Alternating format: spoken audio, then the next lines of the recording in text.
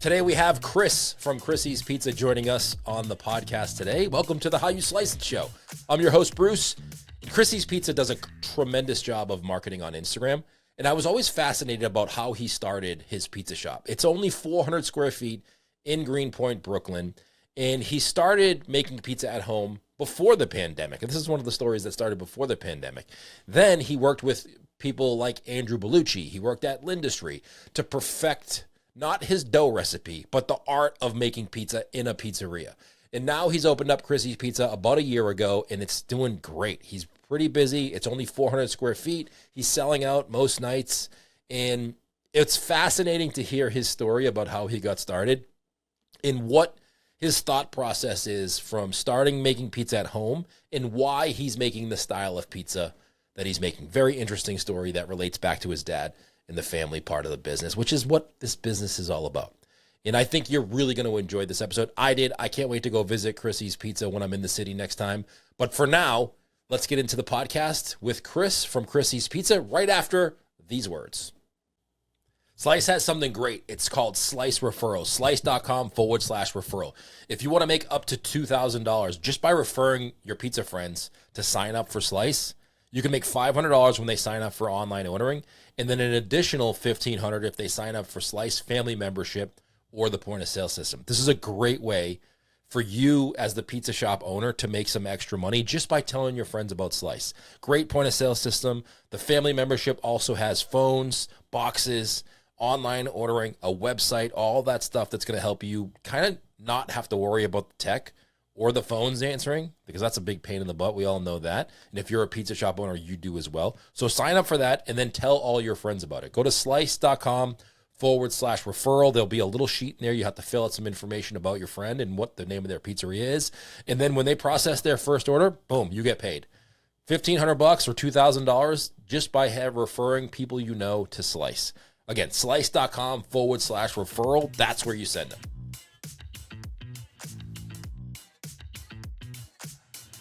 All right, welcome back to the podcast. Chris, thank you so much for hanging out with me today. Of course, man. Glad to be here. I've been following you on Instagram for a while now, and I have to say you got some of the best looking pizzas on Instagram. And I've never been into your place, which I'm going to fix that soon, but your aesthetic of the restaurant itself looks pretty cool. Yeah, I mean, it was basically an empty white box when I found it. And it wasn't like a spot that I sought out. We kind of found it. The rent was right, and I just kind of had free, there was nothing in there. It was a coffee shop that failed, and we just ripped out all the sheetrock and then started over. And I just tried to model it after the pizzerias that me and my dad would go to when I was a kid. Like, not trying to be too heavy on like corny nostalgia, but like a lot of the places that I would go to with him were like wood paneled, tin ceiling, red countertop. So that was important to me, and it was fun to actually that was like one of the most fun. It was a very stressful time, but that was fun, like picking the colors, doing all that fun shit. I love it. How did you get started with pizza? So it goes back to, I didn't actually start making pizza until 2019, but it just goes back to my father and I. Like, my mom worked third shift on the weekends, and so my dad was responsible for taking me and my brother out to eat or whatever, because he didn't like to cook too much, and he was like huge snob about pizza. He's from Laurelton, Queens, and he knew all these spots, and he would I've said this on another podcast, so it's going to sound robotic, but he would just he had these different places in his head. He's like, okay, this is where we go for a Sicilian slice. This is where we go for the round pie. And this is the place you got to order it well done, because they're too busy and they'll undercook it on a Friday night just to get you out of there. He kind of ingrained this weird obsession with pizza in my brain at a young age, and became this little picky kid that would be calling pizzerias for my dad. Be like, okay, regular pie, well done. That's great. Yeah. So that's like my kids. My kids would consider themselves pizza snobs just because we eat pizza so much. But you get to know, the more you eat pizza, the more you get to know what you like. Yeah, exactly, for sure. And so that was a huge thing for me growing up. My dad passed away in 2011, and so I kind of just kept finding myself going out to different pizzerias by myself or with friends, or anytime I played in a band for a bit. So anytime I'd be on tour, whatever city I was in, I would try to find whatever the best pizza was in that city. And I realized it was kind of maybe a grief processing thing, just trying to keep a tradition alive that me and him had together. And then eventually I was like, maybe I should just start teaching myself how to make it, because I was like, oh, I'd love to make him like the perfect pizza. So that's what Chrissy's is. Like at the end of the day, it's just me striving to make the perfect pizza for my late father. Oh man, that's great. And like to his tastes, you know? So the pizza you make now is what your dad would consider like great pizza. Yeah, yeah. He was always into like the thin and crispy. You know, he was always asking for it well done before Dave Portnoy ever existed or whatever. That's how we always enjoyed it in my family. So yeah, I spent, you know, I remember what it tasted like when I was a kid. You ever go to those shops and like you're like, oh wow, like that. You grew up in Massachusetts or? Yeah, Boston. Okay. So like maybe something reminded, like you go to a new place and it reminds you of like when Regina's was like really popping off or whatever. Yeah. So it's like you get that flavor from when you were younger, and you know what it's supposed to taste like. So all these experiments I was doing when I first started making pizza, I was like, nope, doesn't taste like it. Gotta try something else. So I just kept experimenting until like I was like, okay, that kind of tastes like this place that me and my dad used to go to when I was a kid, and then tried to figure out why it tasted like that, and then would go on from there, you know. Did you make pizza at home? Like, were you making all this at home? Yeah, so I basically I think I started learning taught myself how to make dough in like 2019, and it was like really bad every single time. You know, and I was trying to do like the 3 days for, you know, 72-hour fermentation, so I'd be like, okay, like I mixed it, it's in the fridge for the next 3 days, and I'd pull it out, stretch it poorly, fire it, and it would be like, you know, just completely pale, like undermixed or under-fermented, whatever. Yep.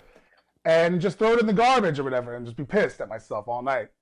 And it wasn't until like, you know, 2019 going into 2020, everything shut down. I kept doing that, but then instead of just getting mad and not working on it, I'd get mad and stew, and everything was shut down. I had nothing to do. So just like 2 a.m, I'm just like on forums, like reading about fermentation and dough, and like try again, it would be a little bit better, or it would suck again. I'd throw it out, get frustrated, but be like, I have nothing else to do. Why don't I keep reading about this? So I just got very obsessed with it. And finally, like I started making some progress, started tasting pretty good, getting a little bit better, little by little. And then I just kind of fell into it and like wouldn't stop, like mixing dough every single day. You know my daughter has been into bread baking the last couple of years, and she's like that. My wife actually gets really mad because my wife's trying not to eat as much bread, and like, yeah. she's like, my daughter's name's Kula. She's like, Kula, every day I come home, there's like pizza dough, there's like bread in the oven, there's like smells so good in here. It's so hard to resist eating it. But she's going through that process now of like the obsession of trying to make it perfect. So I can totally relate to that. Yeah, just going back and forth and like again, like I said, like knowing how it's supposed to taste and it not tasting that way is like it would just like frustrate me so much. But then, you know, you just do enough research and you start to unlock a few things, and that's how I became in touch with I consider him kind of a mentor to me. But have you heard of Andrew Bellucci, who passed away a couple of years ago? I have, yeah. I never really got a chance to talk to him, but we communicated on Instagram a couple times, and he was going to come on the podcast, and then unfortunately he passed away. Yeah. For sure. I mean, there's these forums, I'm sure you know them, called pizzamaking.com or whatever. That's where I kind of like first started asking questions, first started learning, and he was very wealthy, like with information and knowledge, and he was generous with it. He would tell you, you know, he worked for Joe's. He's like, oh, I'll give you the Joe's dough recipe or whatever. Like, he didn't care. He didn't want to like gatekeep anything. And then he opened his shop in Astoria in the early 2020 or end of 2019, and I went and we started talking. And he just kind of started giving me a lot more tips and guidance, and I guess he saw some sort of passion in me. And I was trying to work in pizzerias, trying to start work in pizzerias. So I got obsessed with it enough that I was like, okay, now I want to go work in pizzerias because I don't want to like just be making it at home. I want and plus I lost a lot of work through COVID. There was nothing really happening. So I was like, I want to get back to work. I want to stop collecting unemployment. Like, and I could learn, you know, I could learn something. So I think the first place I ever trailed at was Scars. And then I didn't get it. It was like between me and some other guy who had like a ton of experience. And I had just I emailed them a resume. The resume was just like photos of pies I made in my home oven. I was like, look, I could do it like a little bit, like take a chance on me. And they did, but there was another guy that had more experience, so they took him. And then and Bellucci was friendly with Scar, so when I didn't get that job, he was like, well, if you don't get that job, like I'll give you a job here at Bellucci's. And I was like, okay. So I took the job there, an hour commute from my house by train in Astoria, pain in the ass to get there. But he just hired me on the spot, paid me well, and just taught me whatever he could the short time that I was there. I was only there for, let's see, probably like 6 months, but just the commute got annoying to me, and I ended up working at a different pizzeria. But he was a very passionate person, and anything I asked him, he would tell me. So that was like my first job. I'm rambling now. Sorry, my first job in pizza. You're good. That's all good information because a lot of people, so people listen to this podcast from all over. The people who already own pizza shops or people who want to open pizza shops. And I always tell people who have never worked in a pizzeria or a restaurant that want to open one, I'm like, you go work in one. I even told my daughter, she's working at my friend's place now. I'm like, because if you want to open a pizza shop, like work in one first. It's going to save you a lot of time and energy if you don't like it. I also just felt like I would never have, I wasn't even thinking about opening something at this point. I just wanted to learn. But I'm so glad I did all that because like once I got better and my pizzas were good and I started selling them out of my house eventually, and then I wanted to open up a place. I was like, I wouldn't have the balls to do that unless I worked in a pizzeria. You know what I mean? At least because I worked in kitchens growing up for sure, and I hadn't cooked professionally in a long time. But yeah, you kind of have to. And no shade to anybody that like kind of went from just like the home operation to opening shop. But I feel like there's some sort of like knowledge that's unattainable if you don't just put your hand, if you don't just step into it, Yeah, and even like you said, no shade, but I think even those people would agree that a lot of them I've had on the podcast, and they like, I wish I would have worked in a pizzeria because there's certain things you learn working in a pizza shop that you just don't know if you don't do it. Absolutely, yeah. How to manage the tickets, there's so many little things besides like making a really good pizza. Absolutely. Right. Like making the pizza is the easy part. It's like the flow. Where do you put the oven? How do you work the counter? Yep. Like where do you put the dough room? Like all that stuff. Like if you don't work in a pizzeria and actually like in a busy time, not just like a pizzeria that's empty, but like during a Friday night. Right, exactly. And people that I also just think that like maybe even not a pizzeria, but at least like have cooking experience or at least have worked in restaurants. Because it's such a different beast, like there's like a certain knowledge you get from working places like that I think is just invaluable. But I worked at like 3 or 4 different pizzerias over the course of like a year and change, and I don't really talk about it much because I don't want anyone to think about my pizza in terms of anybody else's pizza because I never worked in like the dough rooms at any of these shops. I just worked on the line, making pizza, doing expo, whatever, working the oven. Because I just wanted to get fast, I wanted to get good, I wanted to get efficient. Yeah. I didn't want to learn about anybody's process because I'm self-taught and I liked that I have this weird Frankenstein dough recipe that I just came up with when I wasn't like, a pro or anything like that. So, but yeah, I mean, I worked at L'Industrie as well. That's where I went after Bellucci's. That's where I spent the most time. In Brooklyn or not the new place, right? It's in Brooklyn, the Brooklyn location. It was right after they slightly expanded it from when it was the tiny, tiny shop to where they took over the next door. And now they just took over another shop next to that. But yeah, right in the reopening of that. So probably like May of 2021 or something, I started there. And then I worked at F&F for a second in Carroll Gardens, Brooklyn.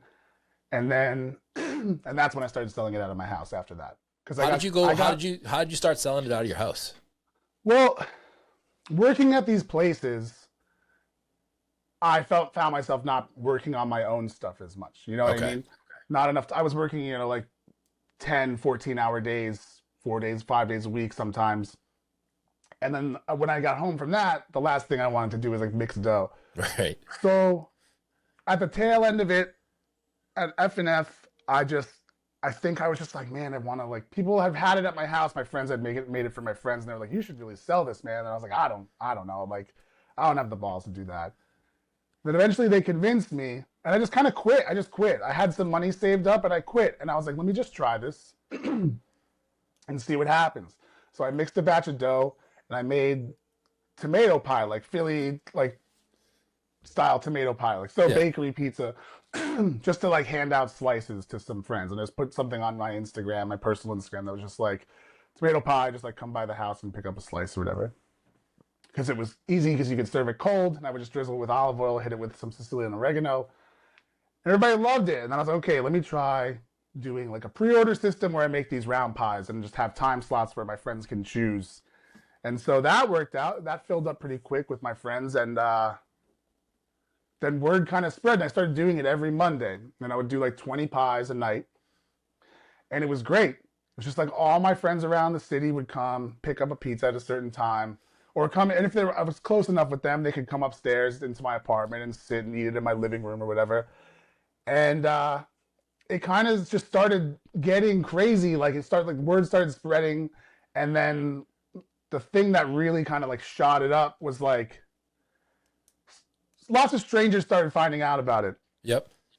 And that's fine, whatever. Because I had a separate account that was just like, I think it was just Chrissy's Pizza or whatever, the same account that I'm using now. And people started following it because I was always just documenting my progress that entire time when I was telling you, like teaching myself. I was just like posting pictures of pizza. That's all I ever did. And strangers would DM me like, can I get one of these? And I'm like, yeah, okay. Like, and then one day I woke up and I had so few followers on the Chrissy's account that like I still had the notifications on or whatever. And I woke up one day and it was just like new follower, like hundreds and hundreds of notifications. And I was like, what the fuck is happening? Sorry, I don't know if I can curse on here. No, you can't. No, it's fine. And then I found someone like texted me like, oh, congratulations. And I was like, for what? Like, I don't understand. And they were like, sent me a link and it was like the Infatuation had like put me on like their best new restaurants in New York City, but it was like my fucking apartment. Did they know, or did they know what they were doing? So like one of their writers, I didn't know who she was. I didn't know at the time like any of these journalists that worked, you know. So someone from that publication just came and got a pizza like anybody else, and just happened to be like, wow, this I guess liked it, and then put it on that list. But it created so many like it was so cool, but it created so much trouble just because so many people wanted to eat the pizza then, and I was only making 20 a night, 1 day a week. Wow. In my apartment, and I can only cook like one at a time. I couldn't really scale it up. I couldn't do it more than 1 day a week because I had roommates. I didn't want to bother them. It was like Monday nights they were all working. I was like, okay, I'll just do pizza on Monday nights. I'll clean the house like perfectly after, like it'll look like I've never been here. So people started getting angry with me, like, oh, like, fuck this hype guy, like pizza guy. He's like purposely making this scarce. It's like, no, it's just me and the oven that came with my apartment. And people are crazy, right? Steel. Like people are like, why would they say like they realize that you do it out of your own house? What do you mean? Like I don't have unlimited supply of space. Right, exactly. Storage. I think just like people need like instant gratification, and when they can't have that, especially with something like food, they're like, well, fuck this person or fuck this place or whatever. Yeah. And then it just kept going up from there, and just kept getting more popular. And then I have a friend named Brooks who owns this restaurant called Superiority Burger in the city. Okay. And I started making pizzas in his place, like after hours. After his service ended at 11, like I moved an oven into there, like a baker's pride, like slice reheating oven, and I would bake full pizzas in it. After 11 o'clock at night? Yeah, because that's when their kitchen shut down.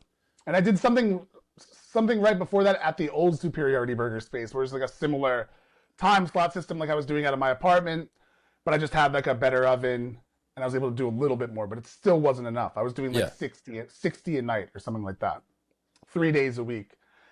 And that still wasn't enough, and there was still like a crazy backlog, a wait list.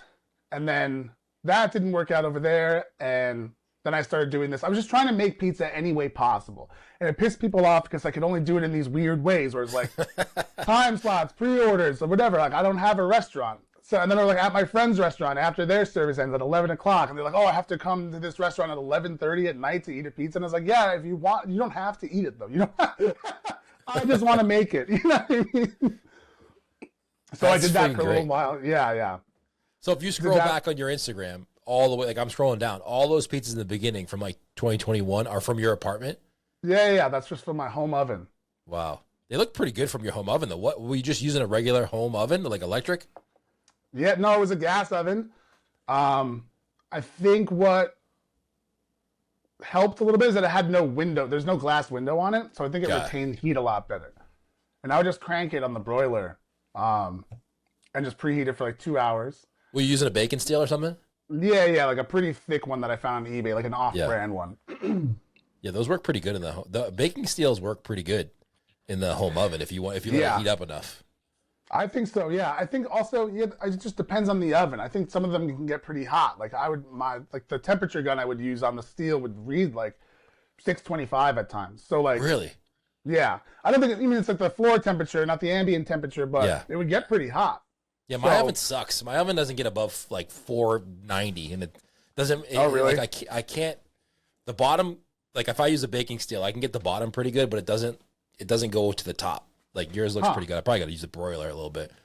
Yeah, yeah. But the thing is, my broiler was like in like one of those like shelf broilers at the bottom of the oven, so I don't even know how. It was just like just like I don't know. It just worked out. I mean, I was also putting a little bit more sugar in the dough when it was in my house, so it's like brown a little bit better. But yeah, if you go back, your Instagram is Chrissy's.pizza. Everybody listening to this should go follow. I'm sure that a lot of them are following you already. But if you scroll back, you can kind of see the journey, because I can see you go from your house, and then I can see those Baker's Pride ovens that you have and some of the background photos and that, and then you can tell that you've moved into your new space now, which is, how long have you been open for? So we just celebrated 1 year last week. So yeah, October 23rd was 1 year. Yeah, crazy. It flew by. How's it going? How's the business going? Great. I mean, we were lucky because the first few months were insane because, again, it wasn't meant to be made scarce, but it was hard for people to get this pizza. So now that I had my own shop, even though it's really small, we had a line around the corner every single day. Would sell it every day for the first like at least 3 months. So there was a really nice kickstart. And that was just showing up, ordering in person. Like we didn't have an online pickup option. We don't do delivery. We still don't do delivery. So business was great. And then, around April or May, I was like, okay, let's like figure out an online pickup option because I wanted the neighborhood to be able to get it easy when they're like, people with their kids, they get home from work on their way home. They're just like, they put the order in and they can just come into the store and pick it up. I really like that. And that's what happened. Like as soon as we did it, it was all of our regulars that was like using that option. And then, throughout the year, it's been good, man. Like, obviously, it slowed down a bit. Like, our weekdays are a lot slower than they were when we first opened, but we're still doing, like, over 100, 120 a night. We're closed on Tuesdays. I like to be closed on Tuesdays instead of Mondays because I like being open Mondays for, like, industry people that are off, bartenders, cooks, whatever. But on, like, a Monday, Wednesday, and Thursday. Thursday picks up a bit. But Mondays and Wednesdays, it's like a regular night. It's like you could walk in and you're in and out in 10 minutes. And that's the case most of the weekdays now. That's great. Yeah. How small is it? What's the size? What is it, like 400 square feet? It's really small. It's really small. 450 or something like that? And we have a basement too. Yeah, it's super, super small. If you see any pictures on the Instagram, or I could send you some, but it's like, it's just kind of a little shotgun. And we don't have a walk-in or anything. We just have reach-ins with all the dough, and then like 2 low boys, and then like a chest fridge and a chest freezer. It's like we're just like piecing together refrigeration because it's such a small space. Yeah, that's interesting because I've been looking at I've been looking to open a shop, and I've been looking at a lot of different places, and I'm surprised at how many pizza shops don't have walk-ins. I never thought that was the thing, but a lot of them, not a lot, but like there are a few pizza shops on the smaller side like yours that don't have walk-ins. They just have stand-up coolers. Yeah, for sure. Like Lindustry doesn't either. The Lindustry just has reach-ins. And, seriously? I think at both locations. Yeah. Wow. You make dough also in there? It's also perfect fit for the dough trays. Like those like skinny reach-in fridges. If you just take the shelves out, like they fit dough trays perfectly, and you can just stack them from bottom to the ceiling. That's true. I never thought of it that way. I've always worked in pizza shops that had walk-ins, and it's like I guess you take for granted the amount of space you have for just dough. Yeah, two of them, I guess. 2 of them I worked at had walk-ins. But yeah, Lindustry didn't have a walk-in. I think it's just like you find a space and it doesn't have a walk-in. It's like you want to build one or you just want to put a bunch of reach-in refrigerators in there. And I think that's like, the hack or whatever. You find it manageable without a walk-in? I mean, it's not my favorite thing in the world. I wish I had more space because, we're just doing, round pies.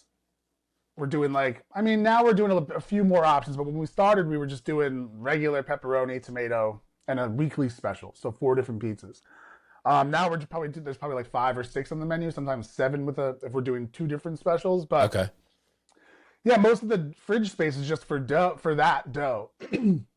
So if I wanted to like fold in like a new item, square pie or anything like that, I was working on grandma's for a while, but I realized like I only have two decks. My Moretti Forni only has two decks, and I'd have to add another one to with a different temperature for the grandmas to Yeah. run both at the same time. And I don't just want to do like a grandma day because not everybody likes grandma pies, and the round pie people will get pissed.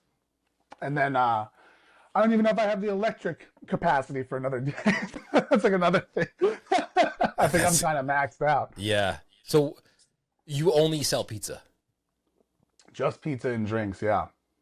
That's great. I mean, I like that menu because that's what I like to do. I've been in the business for a long time, and I like the salads and sandwiches and that side of the restaurant. I never liked doing, but I always loved making pizza. Yeah, same too. I also just think that like it takes away from, I don't know, that this is like all my friends that have places that do a bunch of stuff are like, it's so good that you're just doing these few things. Like, Yeah. don't do more than that. Yeah, like, never don't be change. like Never us. change. And I'm happy with it because it lets me be able to be like hyper focused on this pizza, which I want to be perfect and I strive for it to be perfect. So if I'm doing sandwiches and salads and other things, it's going to take away attention from just like, making sure every pie that we send out is as perfect as it can be. Right. And I'm okay with that because that's my goal. It doesn't have to be everybody else's goal, but like, again, like I said, it's like, this is about my father, not about me, not about you. It's about like making him the perfect pizza. He can't have it. So as long as I could like make it, if I could watch everyone go out, I'm like, that looks amazing. I want to eat that. I think he would want to eat that. That looks amazing. I would want like, then I'm happy. Yeah. And I've always admired these places that are like still around today that just do such limited pizzas. Like two of my favorite pizzerias are in the Bronx. Tommy's on East Tremont Street, and then Louie and Ernie's, which I'm sure you've heard of. Yeah. They're such bare bones places, and it's just pizza. Louie and Ernie's does a calzone as well, but like Tommy's, I think just does a regular slice, a square slice, and they do like chicken rolls, and that's it. And maybe like they have a couple toppings like pepperoni or whatever. And I just love that. When you go in there and you eat it, it's like, okay, it tastes really good because you're just doing these couple things, and the repetition on that is like bar none, So Yeah. I think you got the perfect timing too. Like, because there's so many options for delivery and like so many places to go get food nowadays, specializing in one thing and doing it the best is great in today's world. Like 15, 20 years ago, people would have been like, where's my salad? Where's my sandwich? Why can't I get chicken fingers? Like, it's just different now, which is great for us who like to specialize in one thing. Yeah, absolutely. Yeah, I just think, I don't know. I'm not a sandwich guy. I love sandwiches. I worked at a kosher deli growing up and making pastrami sandwiches all day long. But I'm a pizza guy. Yeah. That's what I do best. Like, why not focus on that and make it perfect, Yeah, and plus you only have so much space, right? Like your place is 400 square feet. You only have so much space. Like you would totally dilute something to add something else that's not necessary. Yep. Mm-hmm. Exactly. And it's just, I don't know if that's, I agree. I love what you're doing. And I think that that's the way a lot of businesses should go. It's just like, be the best at one thing. Yeah. Yeah, and we only do full pies too. And that's that's another controversial thing for some people. Not to be able to get a slice. Yeah. Yeah. I mean, I've always wanted everybody to get the freshest pie. I got fresh pie. And when I was selling them out of my apartment, I was doing 16-inch pizzas because that's what could fit in my oven. Now, when I opened the shop, I was debating, like, okay, should I make 18-inch pies, 20-inch pies? But I was like, no, if I'm doing full pies, I should keep them that size so that you and one other person can come in and crush one together or whatever. So it's not like a huge commitment in terms of like how much food it is. Right. So we kept them 16 inches, which is different. I know it's different. But the ideal for Chrissy's was never like this coffee shop that I took over. It was like more like a sit down 16-inch pie spot, like John's at Bleecker or like Arturo's on West Houston Street here. Like two things that I think of. Arturo's especially. That's what I wanted. I wanted Arturo's. Like sit down, have a martini. You get your 16-inch pie on a stand on the table, and you and your friend are having drinks or whatever, and maybe there's a couple like small menu items, but that's ideal to me because you're getting a fresh pie every time you're sitting down, you're having a drink. That's like what my dream is to do. And I will do that eventually when I find the right space. if I do a second one, that's what it'll be, like a little bar, a few tables. Yeah. Are you looking for a second one? I'm not like actively like jumping on every listing I see, but like, you know, if someone was like, "Hey, Chris, like this place, Take a look at this spot." Yeah.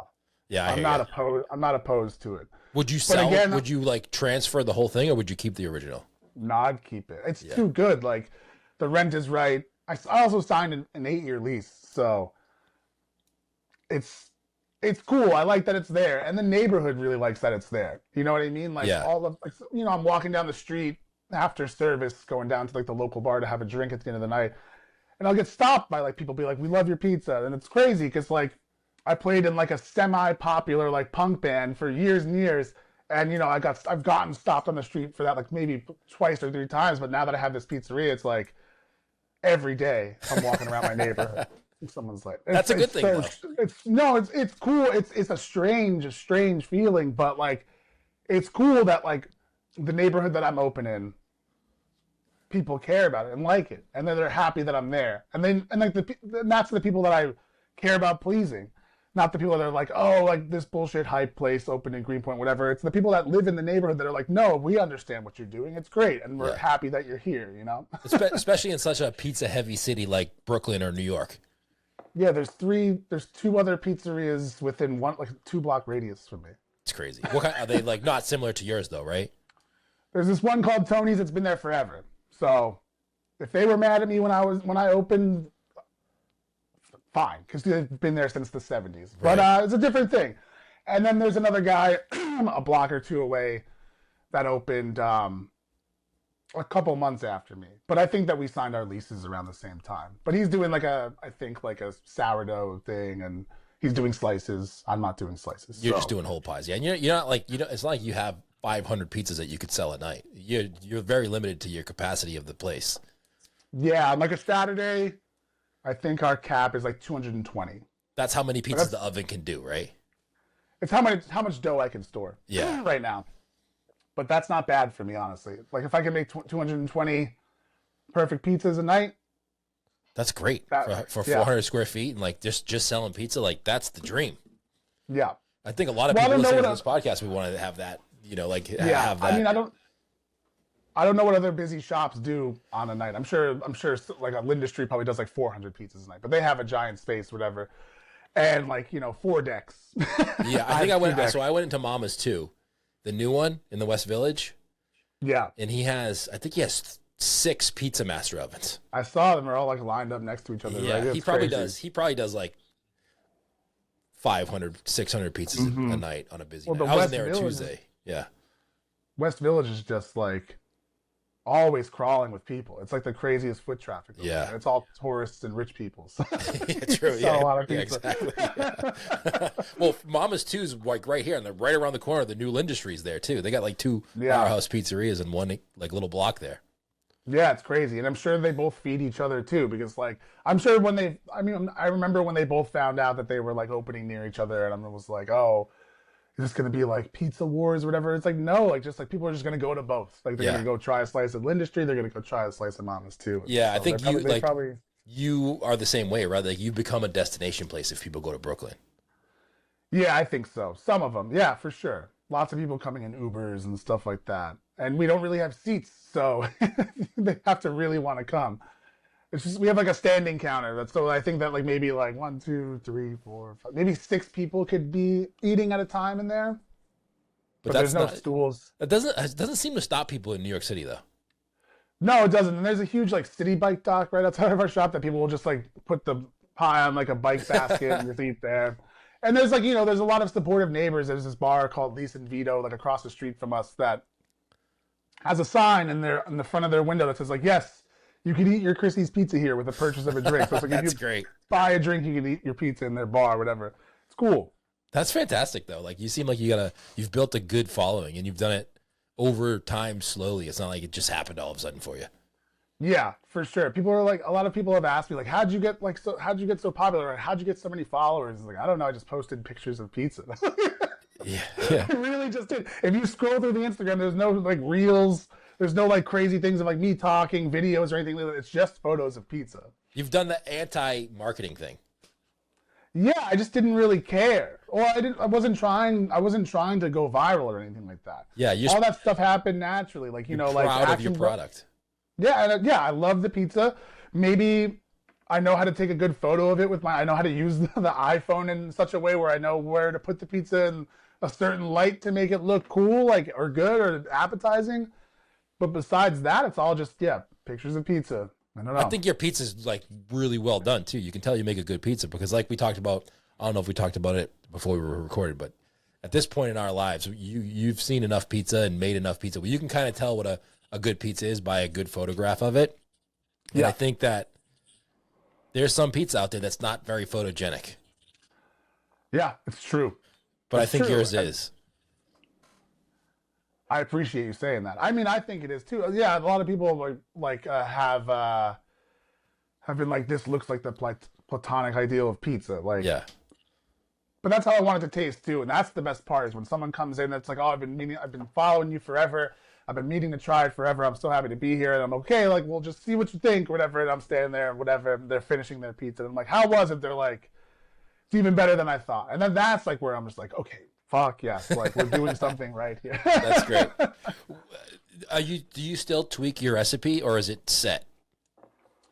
I'm going to switch out one of the tomatoes that we use soon, but it's just from one Jersey tomato to a different Jersey tomato. I like to mix a California and a Jersey tomato together. I'm not like, how do I say it? I'm not necessarily interested in using like a San Marzano because like that's not what the shops I grew up with used, right? Yeah. So what I'm trying to do is like not different, like where I'm trying to make this like fancy pizza with a starter and stuff like that and like really nice Italian tomatoes.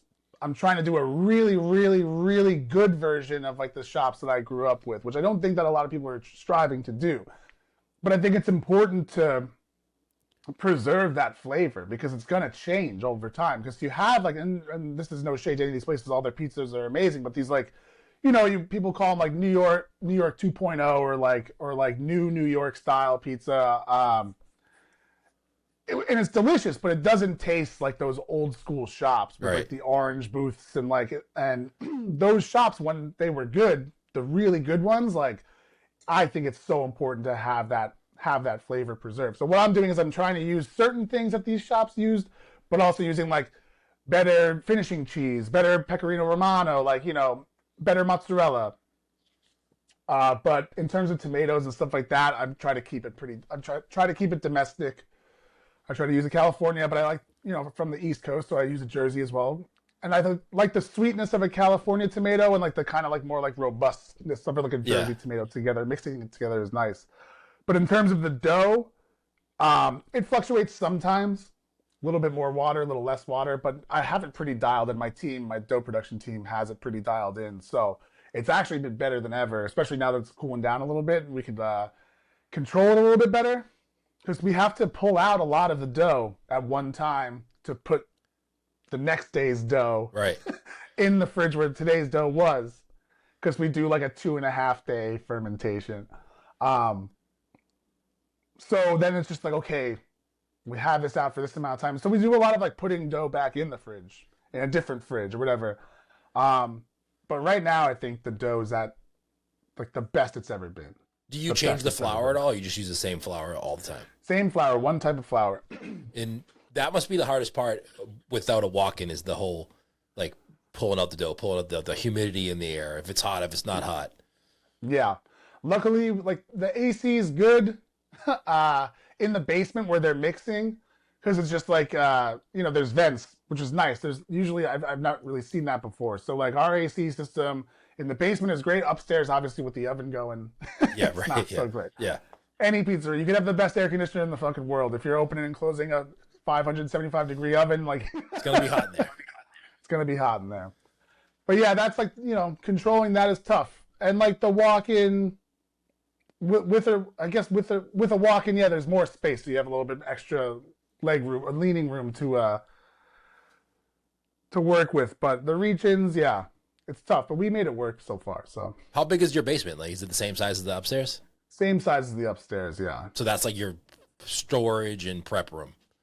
Prep, yeah, dough room, prep room, some cold storage. Yeah, Yeah, just like the bathroom is down there and stuff like that too. Anything looking back on what you opened this about a year ago, anything you wish you would have done differently looking back on it now, running it for a year? Yeah, the first day, we just like we had a line that literally like went all the way down our block and then down the next block, and I don't know why I wasn't thinking of it, but we were just like, okay, let's just take all the orders. We just took all the orders at once. Oh God. You know, like it's the first time I ever dealt with a line like that outside of like Lindustry where I worked, but I was on a different state. I wasn't like front of house there, so I was just like, oh, let's just take them. The wait will be long, but let's take. But then people ended up waiting like 2 hours for a pizza. So learning how to like manage a line where you take the ticket rail's full. We figured out basically how many pizzas we can put on the ticket rail, how long it takes to fire them, to where we could hold the line for a second, make them wait a little bit longer before ordering, so that when they do order, it's like their pizza's out in 20 minutes. Yeah, that's better. There's some sort of psychology to it where it's like if you're waiting a little bit longer to order and then your pizza takes forever, they get pissed. Yes. But for some reason, if like they wait longer in line, and then when they order, it's done faster, they're like, oh, okay, that wasn't so bad. Yeah, so that's like the biggest thing I would change. That's like smart. Not doing that. So you have, because you took everybody's order at one time and then be like, all right, we'll start making it now. Yeah, basically, it was so stupid. But you didn't know. You didn't know any different. It was so stupid. But no, I think there's like a few things that we just learned over the year, like just like the dough management, the oven management. Yeah, just things that come with repetition. Because, all the pop-ups I was doing or the residencies I was doing, I was only doing a few a night. So with that constant... And for the first, 6 months, I was making every single pizza every single day. Wow. Because nobody else in the shop knew how to make pizza. But now all of them can basically do it, which is awesome, too. And I have most of my opening team still after a year. That feels really good, too, yeah. Yeah, that's really impressive, because a lot of people don't last the first year, especially if you're a new business. Definitely, yeah. Do you still love it? Do you still love doing it after being open for a year? I love the shop. It's like I finally can look at the sign and see my name on it, and like I'm like, okay, this is like a real thing, but it didn't feel real for a long time. I don't know how to describe it. It didn't really hit me. And then after a year and we're doing well still, I could finally be like, okay, this is cool, this is mine. We did this is awesome. I still love, there's nothing else I would rather be doing. Like, I made pizza my career, and that's incredible. And I own a business. I never thought I'd own a business. I never thought I'd own a restaurant. Like, I thought I'd be, scraping. I've been broke my whole fucking life, so. I'm still broke right now, but, it's nice to feel, some sort of comfort and, doing well with a shop. Yeah, you got some momentum building. Exactly. Well, it's Chrissy's.pizza on Instagram. I'm sure a lot of people listening to this are already following you, but if you're not, go check it out. The pizza looked great. And it's in Greenpoint, Brooklyn, right? Yep. The address? Yeah, 142 Nassau Avenue in Greenpoint. And if you are going in there, probably go in there on a Monday or a Wednesday is probably your best shot, Best right? time to go. Yeah. Best time to go. Well, it's also even Fridays during the day are cool now. It's only really Saturdays and Sundays where it's just slammed all day. But there's always those dead hours that for the heads that know 4 o'clock's a good time to come. 5 o'clock's pretty good time to come. It's where it gets between it's up until 3 p.m. and then after 5:30 or so it's where we're fucked. But well, we'll link everything up in the description below the video or the podcast to go follow you and go check you out. But Chris, I don't go anywhere yet, but I appreciate you joining me on the podcast. It was great talking to you. Yeah, of course, man. That was fun.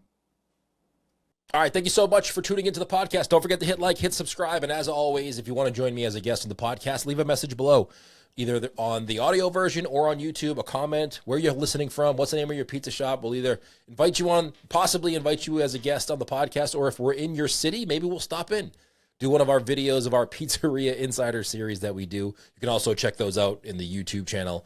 We will link a description below this video where you can go check out the whole series. We've been to so many different cities showcasing and highlighting great pizza shops. I hope you check that out. Thank you so much for tuning into the podcast. This is the How You Slice It show. I'm your host, Bruce. See you next time.